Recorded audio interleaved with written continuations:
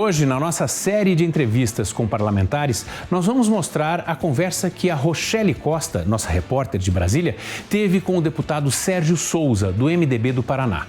O primeiro assunto que o deputado falou foi sobre a aprovação do marco temporal para a demarcação de terras indígenas, por 43 votos a 21 no Senado, e que agora segue para a sanção presidencial.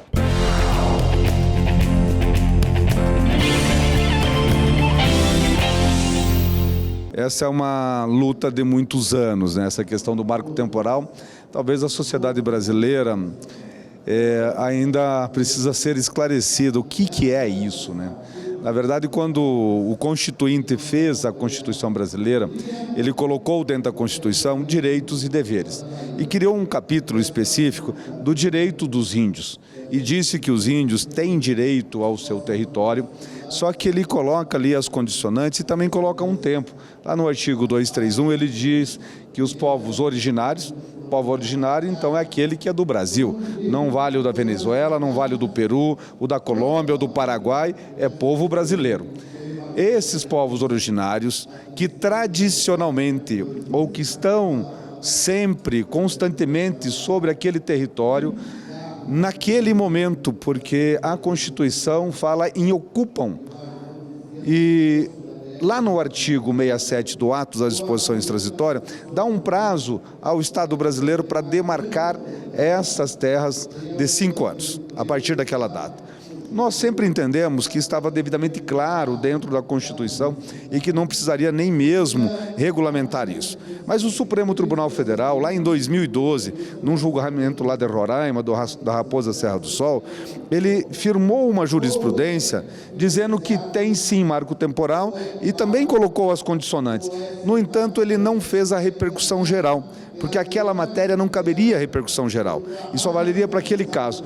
O que fez o parlamento? Chamou para si a responsabilidade de regulamentar esse dispositivo.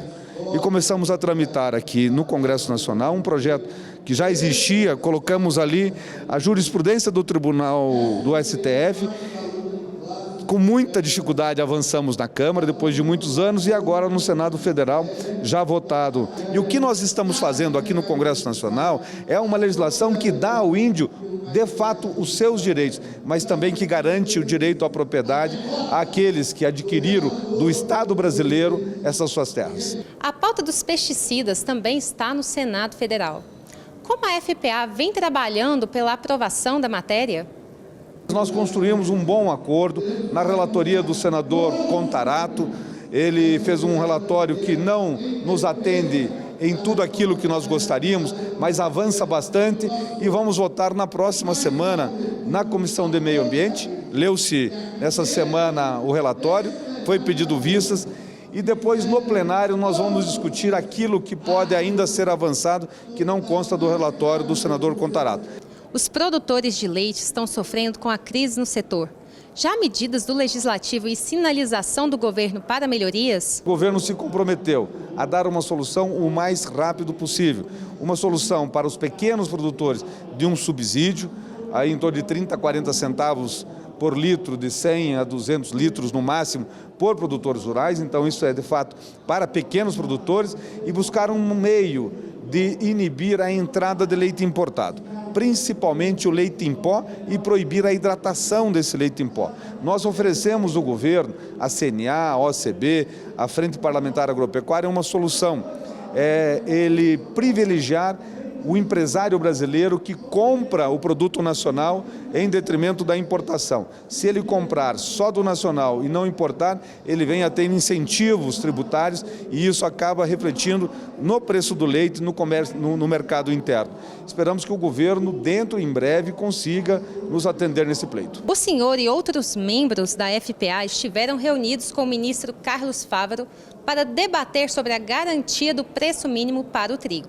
O que foi definido? O produtor colheu bem nessa safra, não tivemos intempéries climáticos significativos, principalmente na região sul, para perda de safra. No entanto, o preço caiu em muito. Ele pagou caro para produzir, porque estava na época dos insumos caros, que vinha logo pós-pandemia, e ele está vendendo o trigo hoje, comercializando na faixa de R$ 50 a saca. Ou seja, em torno de 80 centavos o quilo. É o valor que se paga hoje para o produtor no meu estado, o estado do Paraná, que é o maior produtor de trigo do Brasil. Qual é a nossa reivindicação? E o governo se comprometeu conosco, chegarmos no preço mínimo. E o governo se comprometeu a disponibilizar em torno de 400 milhões de reais para equalizar o preço mínimo e pagar essa diferença ao produtor. Isso é lei, isso é uma garantia e um direito do produtor rural, até mesmo para dar uma estabilidade lá no campo e fazer com que eles tenha a sua subsistência e se mantenha produzindo. Porque se desincentivar a produção, nós vamos ter que, no próximo ano, importar mais. E no próximo ano, eles podem querer vender para o Brasil no dobro do preço quando nós não tivermos produção local. Então, nós produzirmos o nosso próprio alimento é muito importante. Deputado, nós agradecemos a atenção. Obrigado, Rochelle. Um abraço a todos.